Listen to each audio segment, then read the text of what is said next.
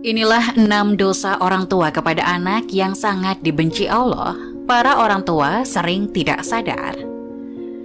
Ternyata orang tua juga bisa melakukan dosa kepada anak dan dibenci oleh Allah.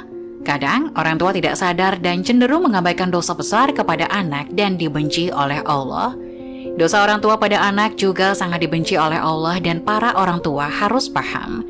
Agar tidak sering melakukan dosa kepada anak, dosa besar orang tua kepada anak itu sangat dibenci oleh Allah dan sering dianggap sepele oleh para orang tua.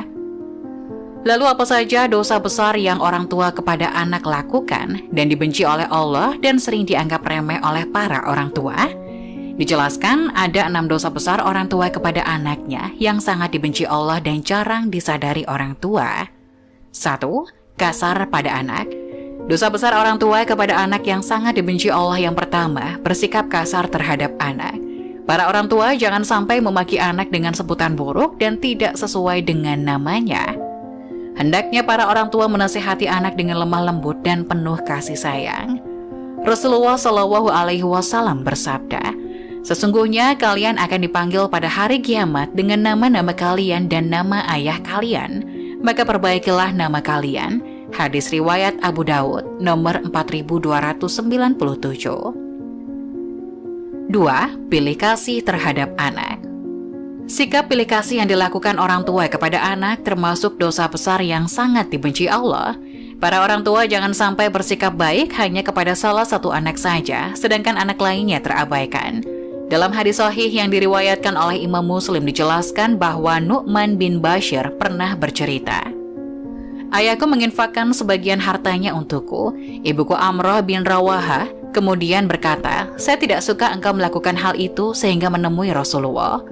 Ayahku kemudian berangkat menemui Rasulullah Shallallahu Alaihi Wasallam sebagai saksi atas sedekah yang diberikan kepadaku. Rasulullah berkata kepadanya, 'Apakah engkau melakukan hal ini kepada seluruh anak-anakmu?' Ia berkata, 'Tidak.' Rasulullah berkata, 'Bertakwalah kepada Allah dan berlaku adillah kepada anak-anakmu.' Ayahku kemudian kembali dan menarik lagi sedekah itu. Hadis riwayat Muslim dalam kitab Al-Hibat, hadis nomor 3055. 3. Membanding-bandingkan anak. Kebiasaan orang tua terhadap anaknya yang dianggap sepele, padahal itu termasuk dosa besar dan sangat dibenci Allah. Para orang tua sering membanding-bandingkan anaknya. Sikap ini akan menimbulkan perasaan rendah diri pada anak yang lain. Apalagi jika yang dibandingkan orang tua sesuatu di luar kemampuan anak atau justru kelemahan si anak. Orang tua harus paham setiap anak memiliki kelebihannya masing-masing dan jangan dibanding-bandingkan. 4. Mengekang kebebasan anak. Jangan sampai para orang tua mengekang kebebasan anak, karena itu merupakan dosa yang sangat dibenci Allah. Membiarkan anak bermain adalah salah satu hal yang sangat penting dalam masa pengenalan lingkungan dan menemukan jati dirinya. Yang terpenting adalah tetap harus diberikan arahan mana yang baik dan mana yang kurang baik. Hal tersebut akan menjadikan si anak mampu bergaul dan mendapatkan pelajaran penting mengenai perbedaan. Hindari kekhawatiran yang berlebihan terhadap anak dan harus menjaga keterbukaan anak terhadap orang tua. Hal ini penting ketika anak ada masalah, bisa menyelesaikannya bersama orang tua. 5. Berkata buruk pada anak. Orang tua harus paham setiap ucapan yang keluar dari mulut bisa menjadi doa bagi anak.